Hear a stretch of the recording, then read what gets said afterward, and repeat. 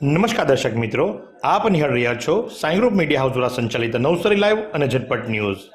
દિવસભરની ઘટનાઓથી અવગત કરાવતું એકમાત્ર બુલેટિનમાં જુઓ દેશ અને દુનિયાના આજના મહત્વના સમાચાર। નવસારીનું ડીમાર્ટ ફરી એકવાર વિવાદમાં આવ્યું છે। રેન્ક પર મૂકેલી વસ્તુની કિંમત ઓછી બતાવી જ્યારે વસ્તુ ગ્રાહકે ખરીદી ત્યારે તેના બિલમાં વધુ રકમને દર્શાવતા વધુ રકમ તેમને વસૂલી હતી। જોકે જાગૃત ગ્રાહકે તાત્કાલિક આ અંગે પોતાને ધ્યાન આવતા જ તેમને ડીમાર્ટના સંચાલકોને આ અંગે જાણ કરી હતી। બોર્નવિટાની લખેલી કિંમત કરતાં 11 રૂપિયા વધુ વસૂલવામાં આવ્યા હતા। ત્યારબાદ પોલીસ બોલાવવામાં આવી અને પોલીસે દરમિયાનગીરી કરતાં ગ્રાહકને 11 રૂપિયા પરત કરવામાં આવ્યા હતા। ડીમાર્ટ સતત વિવાદમાં રહે છે અને આ જ પ્રકારે જે રેન્ક પર કિંમત લખવામાં આવી હોય છે, એટલે કે ડિસ્પ્લે પર જે કિંમત મુકાતી હોય છે તે અને જ્યારે બિલિંગ કરવામાં આવતી હોય છે ત્યારે કિંમતમાં નાના મોટા રૂપિયાનો ફરક હોય છે। લાખો ગ્રાહકો આ રીતે 11 રૂપિયા કે 5 રૂપિયા કે 2 રૂપિયા જ્યારે વધારે ચૂકવે ત્યારે ડીમાર્ટનો નફો પણ બમણો થતો હોય છે। જ્યારે ગ્રાહકો દલીલ કરવા જતા હોય છે ત્યારે સંચાલકો દાદાગીરી કરતા હોવાના પણ આક્ષેપો લગાવવામાં આવ્યા છે। નવસારી તાલુકા ભાજપના પ્રમુખ હિતેશભાઈ પટેલ દ્વારા આગામી વર્ષ માટે તેમના વિવિધ મોરચાના પ્રમુખ અને હોદ્દેદારોની નિમણૂક કરવામાં આવી છે। જે નિમણૂક કરવામાં આવી છે તે નિમણૂકની જોઈએ તો યુવા મોરચાના પ્રમુખ તરીકે ધર્મેશભાઈ દિનેશભાઈ પટેલ કે જેઓ કડબાટમાં રહેવાસી છે, ત્યારે મહામંત્રી તરીકે વિજયભાઈ બોલાભાઈ નાયકા કે જેઓ નસીલપોરના અને મેહુલભાઈ મહેશભાઈ પટેલ કે જેઓ અષ્ટગામના રહેવાસી છે તેમની નિમણૂક કરવામાં આવી છે। સાથે સાથે મહિલા મોરચાના પ્રમુખ તરીકે મિત્તલબેન રાજેશભાઈ પટેલ કે જેઓ મૌડીના રહેવાસી છે અને મહામંત્રી તરીકે હર્ષાબેન જયેશભાઈ પટેલ કે જેઓ દંડેશ્વરના અને જ્યોત્સનાબેન ભરતભાઈ નાયકા કે જેઓ વીરવાડીના રહેવાસી છે। સાથે કિસાન મોરચાના પ્રમુખ તરીકે ભાવિનભાઈ છીતુભાઈ પટેલ કે જેઓ સતલાવના રહેવાસી છે અને મહામંત્રી તરીકે ધર્મેશભાઈ કંડુભાઈ પટેલ અને મનોજભાઈ ભાનાભાઈ પટેલની નિમણૂક કરવામાં આવી છે। ધર્મેશભાઈ ડબલાઈના રહેવાસી છે અને મહેશભાઈ છે તે સિંગોદના રહેવાસી છે। બક્ષી પંચના મોરચામાં સંજયભાઈ અરવિંદભાઈ પટેલને પ્રમુખ તરીકે કે જેઓ ઉન ગામના રહેવાસી છે। સાથે સાથે મહામંત્રી તરીકે દીપકભાઈ રમનભાઈ પટેલ મોરાના રહેવાસી અને અમૃતભાઈ એમ પટેલ જે ઓંચીના રહેવાસી છે તેમની નિમણૂક કરવામાં આવી છે। ત્યારે હાલ ચૂંટણી ચાલી રહી છે, ચૂંટણીના પૂર્વે જ આ નિમણૂકો કરવામાં આવી છે। અનુસૂચિત મોરચામાં પ્રમુખ તરીકે ભરતભાઈ નારાયણભાઈ રાઠોડ કે જેઓ દંડેશ્વરના રહેવાસી છે અને મહામંત્રી તરીકે કિરણભાઈ બાલુભાઈ માયાવંશી મોલધરાના અને વિશાલભાઈ કિરીટભાઈ રાઠોડ કે જેઓ અષ્ટગામના રહેવાસી છે તેમની નિમણૂક કરવામાં આવી છે।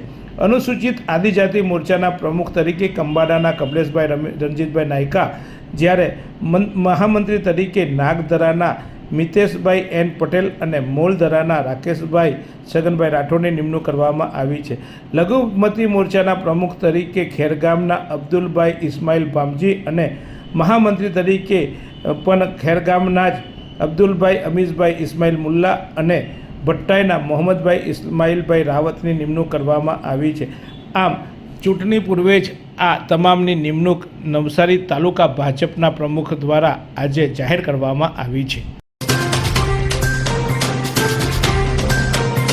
નવસારી મહાનગરપાલિકા અને નવસારી જિલ્લા પંચાયત તથા વિવિધ તાલુકા પંચાયતની ચૂંટણી જાહેર થતાં આદર્શ આચારસંહિતા અંતર્ગત વિવિધ જાહેરનામા અધિક કલેક્ટર યુવરાજસિંહ ઝાલાએ બહાર પાડ્યા છે, જેમાં સર્કિટ હાઉસ અથવા તો સરકારી મકાનો અને ડાક બંગલાનો ઉપયોગ કરવા પર પ્રતિબંધ ફરમાવ્યો છે। ખાસ કરીને ચૂંટણી પ્રચાર અથવા તો ચૂંટણીને લગતી કોઈ કામગીરી કરવા માટે કોઈ રાજકીય પક્ષ સર્કિટ હાઉસ કે અન્ય આવી સરકારી ઇમારતનો ઉપયોગ ન કરી શકે એ માટે જાહેરનામું બહાર પાડવામાં આવ્યું છે। આ સાથે સાથે હથિયારબંધી અંગે પણ એક જાહેરનામું બહાર પાડવામાં આવ્યું છે।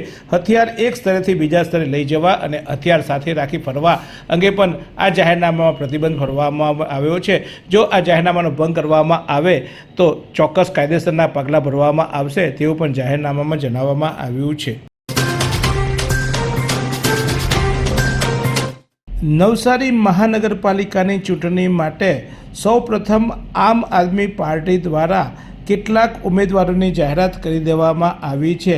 ઉમેદવારોની જાહેરાત થતાં જ રાજકીય ગરમાવો જોવા મળ્યો છે. આમ આદમી પાર્ટી દ્વારા જાહેર કરેલા ઉમેદવારોમાં વોર્ડ નંબર 1માં સુરેશભાઈ પાંડે, વોર્ડ નંબર 2માં ઉમેદવારો જે જાહેર કરવામાં આવ્યા છે તેમાં મહેશ બસ્તીકર, કંચનબેન ભામનિયા, ગોપીભાઈ ઠાકુર, જ્યારે વોર્ડ નંબર 3માં મહેશભાઈ મોરે, હંસાબેન વાલોદરા, વોર્ડ નંબર 4માં નમીરા બીબી ઉસ્માની, હિતેશભાઈ નાયકા, વોર્ડ નંબર 5માં કેતનકુમાર કટારિયા, સિરીનાબેન શેખ, વોર્ડ નંબર 6માં વાસિમ હુસેન પાનવાલા ઉર્ફે Johnny Panwala, Asma Banu Shaikh, Mayurkumar Patel, ward number 8માં દીપકભાઈ શર્મા, જ્યારે વોર્ડ નંબર 9માં રમેશભાઈ નાયક, વોર્ડ નંબર 10માં ઉમાકાંત સિમ્પી, વોર્ડ નંબર 11માં અનિલ ભદોરિયા, રીતેશ પરમાર, વોર્ડ નંબર 12માં શશિકાંત હરપતિ, વોર્ડ નંબર 13માં નૂર મોહમ્મદ અને દિનેશભાઈ પટેલને ટિકિટ જાહેર કરવામાં આવી છે. નવસારી વિજલપોર આમ આદમી પાર્ટીના શહેર પ્રમુખ સુરેશ પાંડે વોર્ડ નંબર 1માંથી ચૂંટણી લડશે, ત્યારે સમગ્ર ટીમ પણ અત્યારે કામે લાગી હોવાનું પણ સુરેશ પાંડેએ જણાવ્યું હતું. आइसक्रीम हमारे यहाँ रोज चाहिए और वो भी रिफ्रेश के आइसक्रीम मिक्स. 5 से ज्यादा वैरायटीज. सर्च करो, क्लिक करो, लाइफ को रिफ्रेश करो. માનવ ઉત્થાન સેવા સમિતિ દ્વારા શ્રી માતાજીના જન્મજયંતિ નિમિત્તે કાલિયાવાડી આશ્રમ ખાતે નિઃશુલ્ક મોતિયા તપાસ શિબિર અને સત્સંગ યોજાયો હતો, જેમાં અનેક ભક્તો ઉપસ્થિત રહ્યા હતા અને આ વિશિષ્ટમાં અનેક સેવા કાર્યો કરનારા એ ઉપસ્થિત રહી આ સમગ્ર શિબિરનો લાભ લીધો હતો, સત્સંગનો પણ લાભ લીધો હતો અને અનેક દર્દીઓએ નેત્ર ચિકિત્સા એટલે કે આંખની તપાસ પણ કરાવી હતી. વલસાડની શાહ NH કોમર્સ કોલેજના પૂર્વ આચાર્ય અને નવસારી ગારડા કોલેજમાં પણ ફરજ બજાવી ચૂકેલા ડૉક્ટર J.M. નાયકના 70મી વર્ષગાંઠનું અનોખી રીતે ઉજવણી કરવામાં આવી હતી. નવસારી ખાતે એક પ્રાઇવેટ હોટલમાં યોજાયેલા આ કાર્યક્રમ દરમિયાન તેમના શુભેચ્છા આવનાર તમામ પરિવારોને પુસ્તક આપવામાં આવ્યું હતું અને પુસ્તક આપી તેઓ વાંચે તે માટે આગ્રહ કરવામાં આવ્યો હતો. આ દરમિયાન J.M. નાયકે પોતાના જીવનમાં જે અનુભવો મેળવ્યા હતા તે પણ વાગોર્યા હતા. મૂળ વાંકલના વતની અને ખેરગામની વાવ શાળામાં ઉપશિક્ષક તરીકે ફરજ બજાવતા જયશ્રીબેન પડિયારને નિવૃત્ત વિદાયમાન આપવામાં આવ્યું. 16/11/1990થી શિક્ષક ક્ષેત્રે કાર્યરત એવા જયશ્રીબેનને જ્યારે વિદાય આપવામાં આવી ત્યારે અનેક શિક્ષકો અને તેમનો BRC, MSc અને ખેરગામ કેન્દ્રના આચાર્ય સહિતના અનેક હોદ્દેદારો તથા સંઘના હોદ્દેદારો પણ ઉપસ્થિત રહ્યા હતા. 28 વર્ષ જેવી વાવ ગામમાં તેમને સેવા આપી હતી અને અત્યાર સુધી કુલ 36 વર્ષ જેવી તેમની શિક્ષકની સફર રહી હતી. ત્યારે જયશ્રીબેનની કામગીરીને અનેક લોકોએ બિરદાવી હતી. વઘઈ પોલીસે આંતરરાજ્ય વાહન ચોરીનો ભેદ ઉકેલ્યો. મહારાષ્ટ્રથી જોડાયેલા 2 પિકઅપ વાન સાથે 2 શખ્સોને ઝડપી પાડવામાં આવ્યા. સાથે 4.95 લાખનો મુદ્દામાલ પણ કબજે કરવામાં આવ્યો. વઘઈ પોલીસની આ કામગીરીને બિરદાવવામાં આવી. મુખ્ય આરોપી એવા ચંદ્રકાંત જાદવને પોતાનું પિકઅપ અને ટોટલ લોસમાં થઈ ગયું અને ઇન્સ્યોરન્સ પાસ ન થતાં તેના રિપેરિંગ ખર્ચ માટે તેને આ નાટકો રચ્યા હોવાની પણ તપાસમાં માહિતી આવી હતી. નવસારી જિલ્લામાં ચૂંટણીને અનુલક્ષીને ઠેર ઠેર પોલીસ પણ એલર્ટના મોડ પર આવી ગઈ છે. નવસારી ટાઉન પોલીસ દ્વારા વાહન ચેકિંગ હાથ ધરવામાં આવ્યું હતું. નવસારી રેલવે સ્ટેશન પર પસાર થતા વાહનોને ચેકિંગ કરવામાં આવ્યું હતું.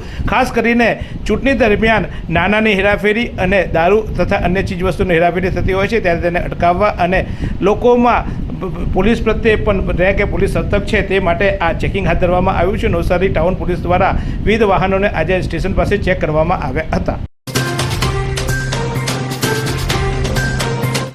નવસારીમાં ભાજપ દ્વારા ચૂંટણીને અનુલક્ષીને તૈયારી હાથ ધરવામાં આવી. ડોર ટુ ડોર પ્રચાર આરંભ કરી લેવામાં આવ્યો. જો કે હાલ તો આ પ્રચારને ભાજપના સ્થાપના દિન પૂર્વે લોકજાગૃતિને નામ આપવામાં આવ્યું છે. ત્યારે નવસારીના કબીલપોર વિસ્તારમાં નવસારી વિજલપોર શહેર ભાજપના માજી પ્રમુખ અને હાલ નવસારી મહાનગરપાલિકા શહેર ભાજપના પ્રમુખ વિજય ભટ્ટ અને ટીમ દ્વારા ડોર ટુ ડોર પ્રચાર આરંભ કરવામાં આવ્યો હતો. અન્ય પાર્ટીઓ હજુ તેના ઉમેદવારોની જ વાતો કરે છે ત્યારે ભાજપ દ્વારા ડોર ટુ ડોર પ્રચાર કરી ચૂંટણીનો આડકતરી રીતે પ્રચાર આરંભી દીધો છે. અમલસાડના સરી બુજરંગ ખાતે પ્રથમવાર 7 દિવસ શ્રીમદ ભાગવત કથા યોજાઈ. તેમાં રક્તદાન શિબિર અને અનેક પ્રકારના કાર્યક્રમોનું આયોજન પણ કરવામાં આવ્યું છે.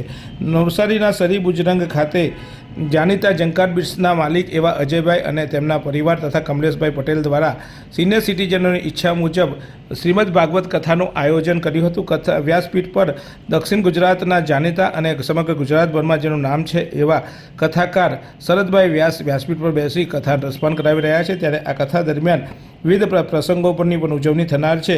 રામ જન્મ, નંદોત્સવ, ગોવર્ધન પૂજા અને રૂક્ષ્મણી વિવાહના પ્રસંગોને પણ આવરી લેવામાં આવનાર છે. ત્યારે કથાનો લાભ લેવા માટે આજુબાજુના તમામ રહીશોને પણ આયોજકો દ્વારા વિનંતી કરવામાં આવી છે.